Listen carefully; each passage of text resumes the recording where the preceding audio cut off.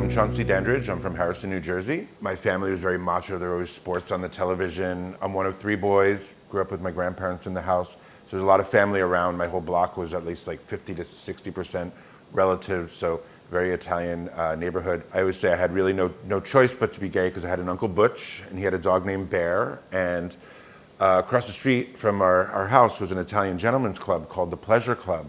And my father was president for about 10 years. One night, I think I was about 6 years old. I don't know what made me do it, but I went into, everybody, my whole family was across the street.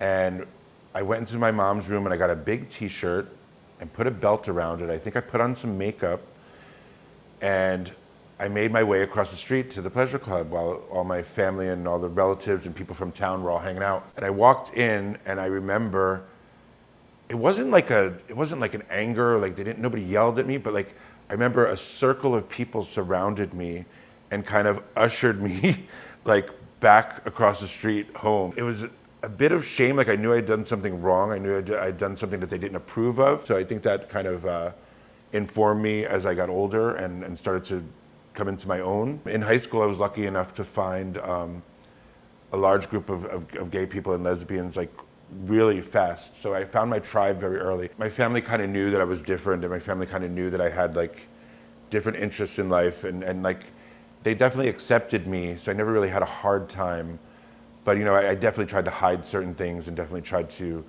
not embarrass them. My family was pretty well known in town. So then, went to college and all that. And I only went to college for about a year and a half. The 90s happened, I moved to New York. I started working for Housing Works, thrift shop.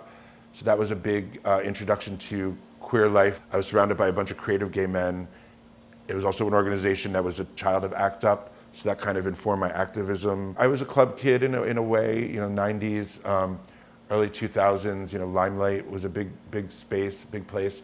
Found my community there, and you'd see people every week on the dance floor. So then 9/11 happened, and it was kind of like a big, I was working at a restaurant. I bartended that entire day, watched the towers fall over and over again on the news. And it really affected me, not because I didn't really know anybody who was in the building at the time, but what it affected me in a way that I was like, I became a little more reckless and knowing that like I could die at any moment. It was a scary time, and like anything that ever happened after that, if like there was an explosion or if there was like an elevator stuck, you immediately assumed it was terrorism. So I had already been a club kid, partying, doing ecstasy, doing this and that, but I think right after 9/11 is when I kind of picked up doing crystal meth. I would use it to have fun at the clubs. We would do it. We were able to dance for hours and hours. Some of my friends would disappear after a certain point of time and go to the sex clubs, and we wouldn't hear from them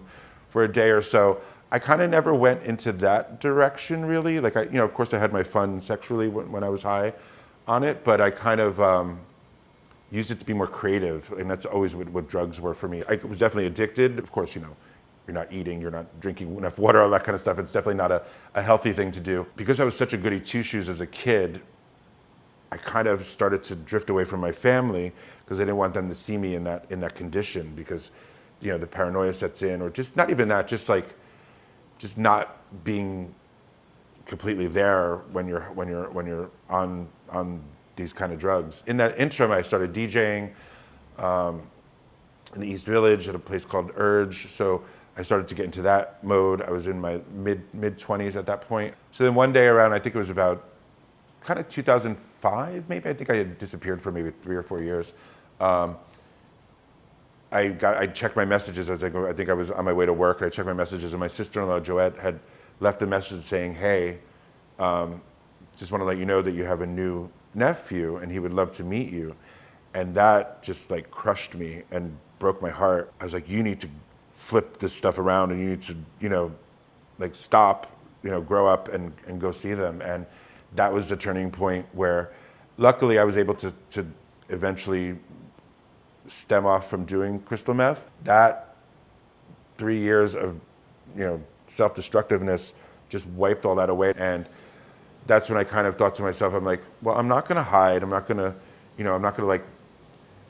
I'm gonna wear the shirt I want to wear. I'm gonna wear it because that's me. And if they're really looking forward to seeing me and they really want me to be there, then they're going to accept whatever I give them. So like a month or so later, I met up with them. I think it was summertime, probably like a couple months after my sister-in-law left the message, and I remember being in the pool in their backyard, and I'm not that kid anymore. I'm the weird uncle from New York, but I'm also like have my nipple pierced, full beard, and just my whole presence and the way I presented myself was more authentic than it ever had been in my entire life. So, and I wasn't afraid to face my family as that. And there was no weirdness. It was more probably like there's more weirdness in my own mind, but they all just were really happy to see me and glad that I was okay. Being myself, I've been more apt to like become this kind of one-man show where I'm like